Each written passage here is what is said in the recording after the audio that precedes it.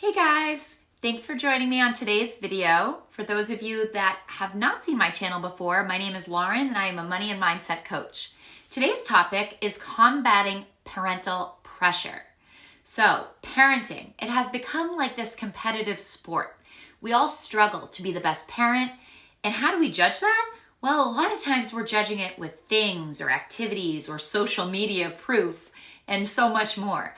But we fear that if we don't have the best or give the best to our children, that they're going to lack what all these others have, or that they'll somehow be traumatized or neglected in some way, or that we'll be shunned from our society or our neighborhoods or our social circles.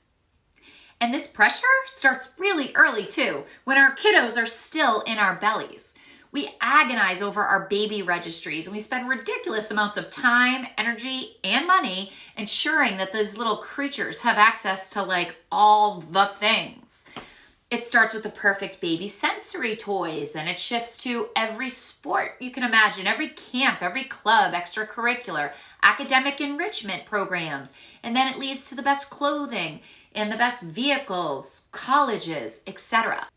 And it's almost like we have this innate need to brag about how chaotic or hectic our schedules are, to complain about how much money we've spent on hockey gear and camp, or to compete when those college acceptance letters start to come in. Why do we do that? Well, that involves a lot of really in-depth psychological studies that I really recommend that you check out, but we're not going to have time to get into today.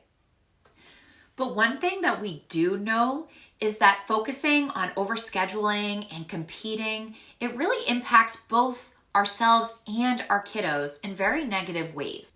We pass on those feelings of inadequacy or equating our worth as moms or parents or people to what we can cram into a 24-hour day. I once read a really great quote. It said, when you say yes to overscheduling, you're also saying no to your family. And that really just resonated with me. And it sounds so obvious, but I often forget about it when I hear that little Frankie down the street is in 15 sports, is going to the best summer camps, is already doing STEAM classes or STEM, whatever your district calls it, at the age of 5, and has been to Disney World twice. But why do we feel the need to overschedule? Where did this societal trend all of a sudden shift? Well, data shows that 20 years ago, parents worked on average about 10 hours less per week, and most homes only had one working parent. So already there was more free time to go around.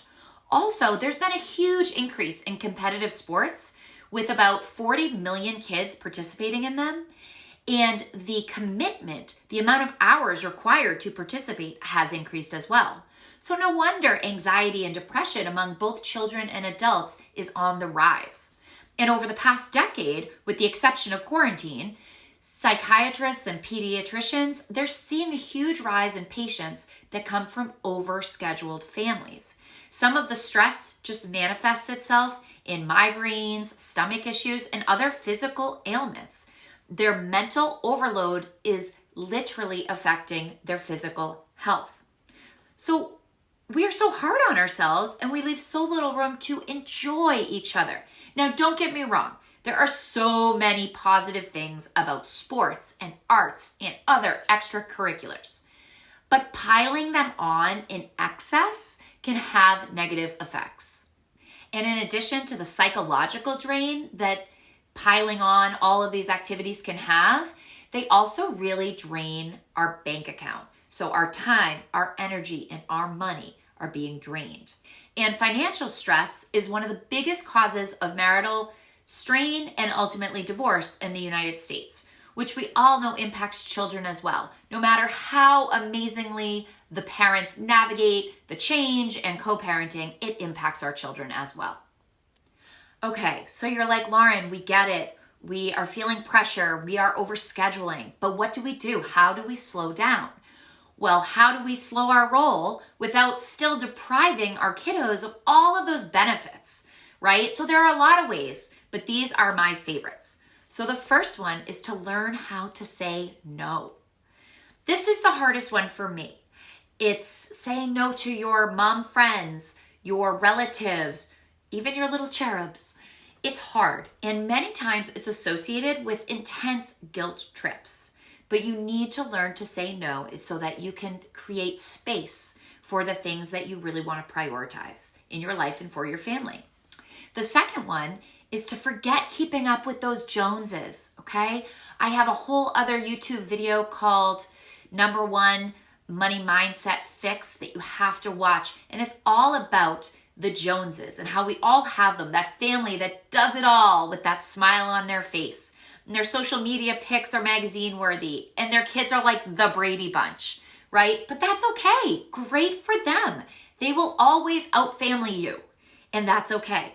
It's actually a really freeing feeling to let that go and to say to yourself, I'm going to get pointers from them, but I'm not going to compare myself to them, because comparison is the thief of joy. Plus, you want your kiddos to see that you don't need to compare yourselves constantly to others. It's such a great life lesson for them to see that you are confident in your own skin.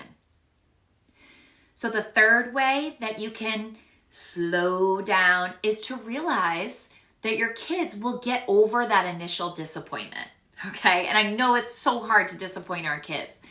So they'll get over that I hate you moment that they may throw your way. They might throw a tantrum in the middle of, Target, whatever it is, they will get over it. And ultimately, you are doing this for them and their happiness and their anxiety levels. The fourth thing is to involve your kids in the decision.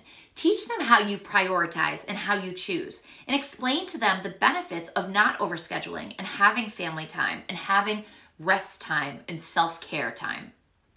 And the fifth one is to embrace unstructured playtime and family dinners. Depending on the age of your children, playtime may not be as applicable, but family dinners, schedule it in if you need to. But the benefits of both those for family bonding are really immeasurable. So try those 5 tactics to slow down and see how it feels. See what works for you. Tweak it to fit your lifestyle and your personality, because juggling all of life's chaos is for sure a challenge, and one that ebbs and flows throughout different phases of your life and even seasons of the year. But slowing down will not only help your happiness, health, relationships, and your wallets, but it will also be benefiting your children and any others around you in your sphere of influence. So I hope you enjoyed this video. See you next week.